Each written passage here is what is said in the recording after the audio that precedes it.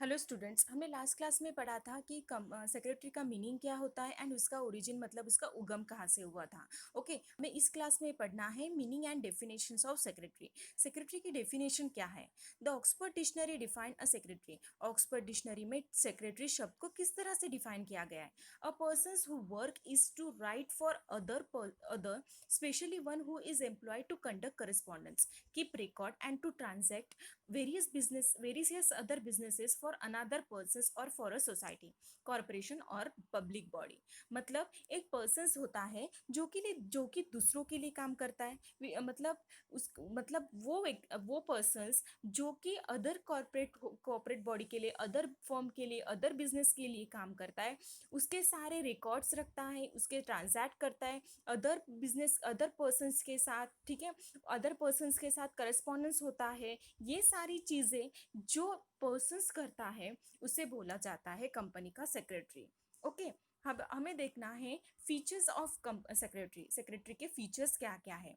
सबसे पहला फीचर्स है इंडिविजुअल। ठीक है, आपको ये चार्ट दिया हुआ है, चार्ट में सारे फीचर्स दिए हुए हैं। ठीक है, तो वो फीचर्स को हम एक एक करके एक्सप्लेन करेंगे। सबसे पहला फीचर्स है इंडिविजुअल। इंडिविजुअल मतलब only a individual along can be appointed as a secretary.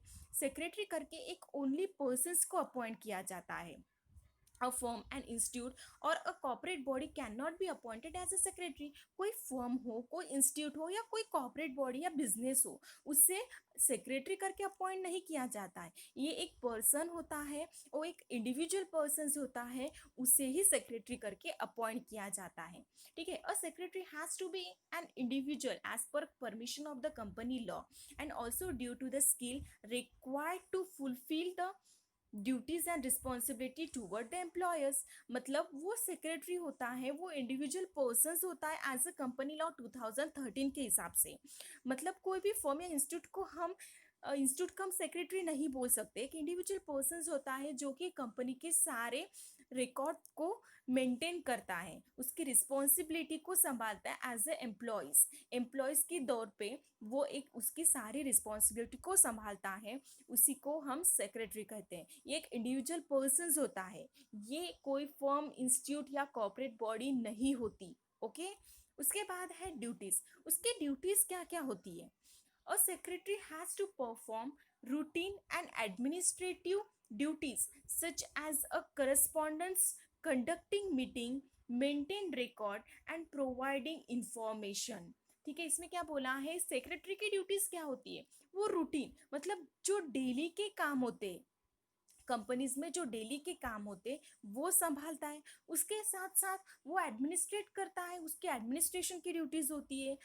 क्या क्या होती है? जैसे कि करस्पॉन्डेंट करना, जो अदर कंपनी से रिलेटेड जो अदर पर्सनस है, जैसे कि डिबेंचर्स होल्डर्स है, शेयर होल्डर्स है, मेंबर्स है, इनके साथ करस्पॉन्डेंस होना, टाइम टू टाइम इनको लेटर्स करना। ठीक है, इनके क्या प्रॉब्लम्स है, इनकी क्या क्यूरीज है, वो सॉल्व करना।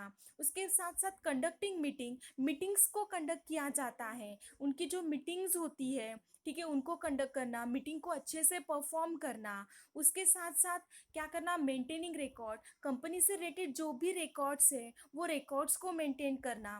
प्रोवाइडिंग इंफॉर्मेशन को प्रोवाइड करना। जो अदर, मैंने अभी बोला कि जो अदर एम्प्लॉयर्स है, जो कंपनी से रिलेटेड अदर पर्सन्स है, जैसे कि शेयर होल्डर्स है या फिर अदरवाइज कोई डिबेंचर होल्डर है, डिपॉजिटर्स है, ये क्या है?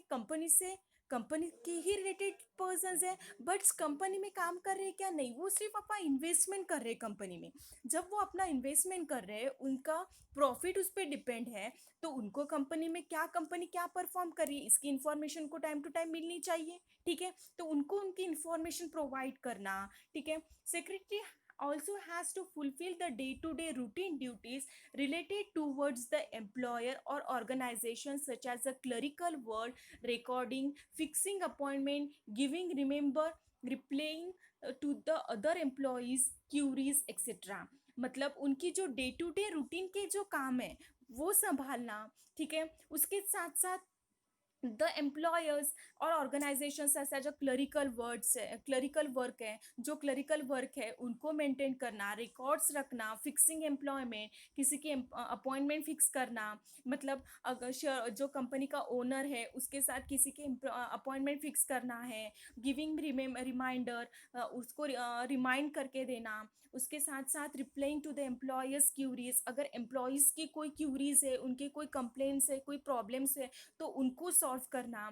This duty very according to the natures of work of the organisation और employer. In recent time secretary has to ensure legal compliances. उसके साथ साथ उसको कंपनी लॉ दो, कंपनी एक्ट 2013 जो लीगल एक्ट है, ठीक है, वो भी उसको अप्लाई करने पड़ते हैं कंपनी में.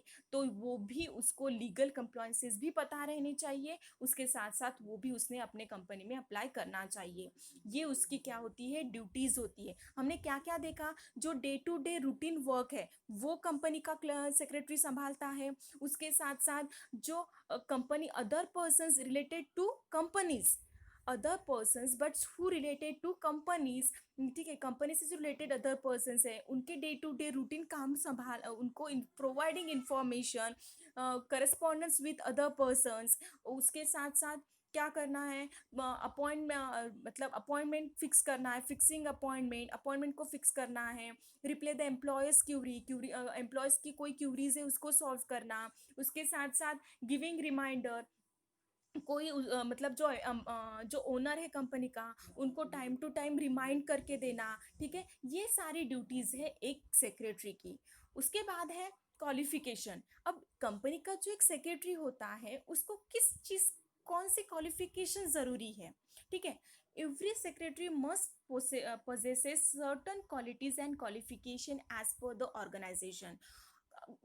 However, a person who is appointed as a company secretary in a public or private limited need to have certain prescribed qualification according to companies act 2013. Company act 2013 के हिसाब से जो क्वालिफिकेशन दी है public company and private company के लिए, वो एक company secretary के अंदर होनी चाहिए. मतलब अगर कोई पब्लिक कंपनी है या कोई प्राइवेट कंपनी है तो उनके लिए क्या क्या क्वालिफिकेशन चाहिए कंपनी सेक्रेटरी के लिए, ये कंपनी एक्ट 2013 में दी है, उसके हिसाब से एक कंपनी के सेक्रेटरी के अंदर होनी चाहिए. उसके साथ साथ similarly secretary of government department need to have the qualification as per the government rules and regulation. उसके साथ साथ अगर गवर्नमेंट डिपार्टमेंट का कोई सेक्रेटरी है, ठीक है, तो उसके अंदर क्या क्वालिफिकेशन होनी चाहिए, ये as per the government rules and regulation, government rules and regulations में दी गई है, उसके हिसाब से एक कंपनी के सेक्रेटरी में क्वालिफिकेशंस होनी चाहिए. उसके बाद है पॉइंट नंबर 4, अपॉइंटमेंट, ठीक है. A secretary can be appointed by individually, professional, society, corporation, government, public organisation, joint stock company, etc.